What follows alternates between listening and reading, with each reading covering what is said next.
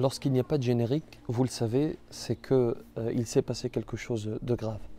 Alors j'ai reçu la vidéo samedi soir et je me suis posé la question. Et d'ailleurs, au moment où j'enregistre cette vidéo, je me la pose encore. Est-ce que je publie ou non? Et si vous la regardez, c'est que j'ai répondu oui à la question et que je me suis dit qu'il était sage, intelligent de la publier.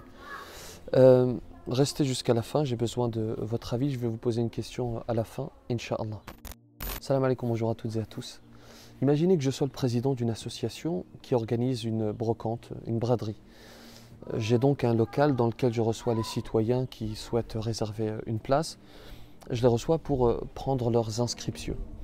À un moment donné, j'aperçois dans la file un homme qui porte la kippa. Et je lui dis à cet homme, inutile de perdre votre temps, je ne vous prendrai pas. Et que je rajoute d'un air dédaigneux, d'un air condescendant, je préfère pas vous prendre parce que vous portez la kippa et parce que ça me cause tort. Ce serait fou, n'est-ce pas? Eh bien, regardez. Je ne vais pas vous prendre, mesdames. On va faire la queue, vous perdez votre temps. Ah, vous ne nous prenez pas? Pour quelle raison? Parce que je fais ce que je veux. C'est vous la responsable? Oui, c'est même moi la présidente. D'accord. Et vous ne nous prenez pas parce qu'on a le voile? Ouais, je préfère pas, ça me cause tort. Ça se passe à Croix, dans le nord, à quelques kilomètres de chez moi. Cette femme s'appelle Myriam Katouar. Elle préside une association qui organise une brocante et vous l'avez vu, elle a refusé l'inscription de ces deux femmes parce que voilées et elle le dit très clairement. Tenez-vous bien, elle a même reçu la Légion d'honneur. Et je précise qu'elle la mérite certainement parce qu'elle milite en faveur des victimes de traumatismes crâniens. Preuve s'il en faut que l'être humain est capable du meilleur comme du pire. Je tiens à signaler, à témoigner toute ma sympathie, toute ma compassion aux deux victimes. À un moment donné, elle évoque le règlement intérieur pour justifier son refus. Regardez. Vous êtes d'accord qu'on vous a rien fait, qu'on vient prendre une place pour la braderie et que vous ne voulez pas nous la vendre? Organisatrice de brocante, oui, il y a un règlement intérieur, d'accord. je fais le règlement. Juste parce qu'on a le voile, on est d'accord. Oui, je préfère. Oui. D'abord, non, vous ne faites pas ce que vous voulez. La France, ce n'est pas une république bananière. Ici, on a une loi, on a des règles. On ne fait pas ce que l'on veut. Et votre règlement intérieur, le règlement que vous citez, c'est très bien, mais il ne peut pas être moins généreux que la loi.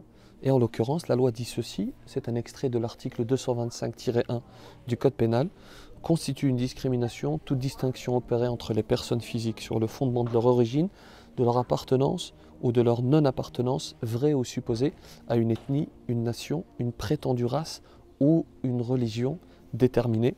Notons au passage que La Voix du Nord a fait un article et que celui-ci a été relayé par la suite par la presse nationale. Je vous parlais tout à l'heure de la kippa dans l'introduction lorsque je vous donnais l'exemple. Vous savez, les associations juives, systématiquement, à chaque fois qu'il y a un dérapage, elles réagissent. Et elles ont bien raison de le faire, elles ont bien raison de réagir et nous devrions faire preuve de la même fermeté. Les islamophobes vivent dans l'impunité parce que nous dormons, parce que nous ne nous mobilisons pas, parce que on reçoit les informations et on dit oui c'est grave. Vous savez, nous sommes dans l'indignation. Mais l'indignation ne suffit pas, il faut agir. Je précise enfin trois choses. J'ai eu le directeur du CCIF en ligne, ils sont sur le coup et ils vont communiquer à partir de 20 h. La deuxième des choses, c'est que cette femme s'est excusée. Elle a écrit un communiqué dans lequel elle dit ceci. J'étais fatiguée et malade, ma langue a été plus vite que ma raison, je ne me suis pas rendu compte que je blessais violemment toute une population. Je présente mes excuses à ces deux personnes, ainsi qu'à toutes les personnes qui ont pu être choquées. Du coup, question, est-ce que l'on doit se dire, peu importe ses excuses, peu importe ce qu'elle dit, on va au tribunal et on règle ça au tribunal? Ou est-ce que l'on doit se dire, elle s'est excusée, tout être humain est pécheur, et nous acceptons ses excuses et nous lui donnons une seconde chance? J'aimerais bien avoir votre avis et je vous demande de le donner dans les commentaires. Troisième précision pour terminer, il est absolument contre-productif et inutile de faire circuler son numéro et de la harceler. Soyons plus intelligents, soyons plus sages que cela, Inch'Allah. J'attends vos réponses avec impatience dans les commentaires. Que la paix soit sur vous.